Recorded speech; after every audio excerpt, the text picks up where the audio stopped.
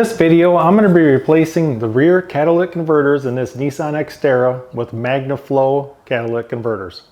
I'm going to get my decibel meter out, put it back by the exhaust, and see if there's any change in the exhaust tone as well. So these cars are known for bad catalytic converters, bad O2 sensors, so you're probably going to get a code someday that calls for replacement. So let's go ahead, we're going to get the vehicle up on ramps, get underneath it, and change these out.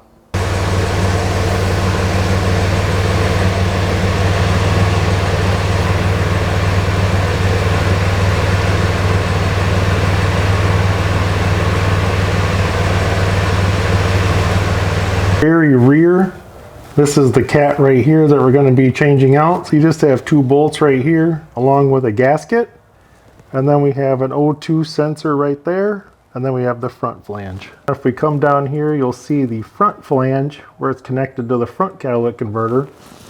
Two bolts here as well. Just need to loosen those up and this should come right out. Alright, so I've got the front all undone, the back disconnected.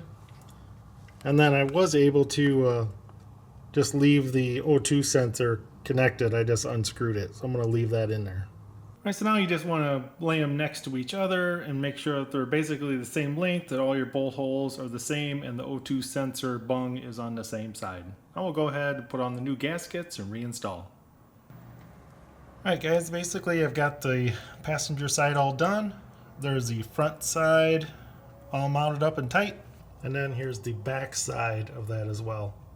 So the passenger side, basically only 4 bolts, 2 gaskets, got everything tightened up.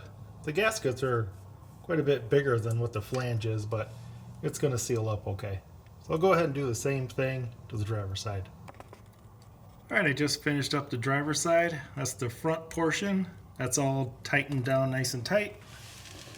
Now if we come back here, you'll see that the O2 sensor is put back in. Alright, so I've got the decibel meter at the exact same spot.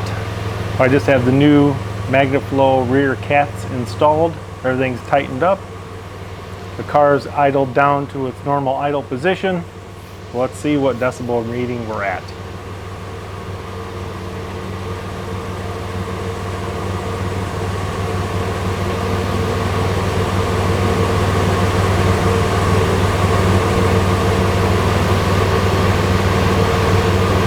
That's all there is to it, guys. This isn't a real hard job unless you have really rusty exhaust bolts.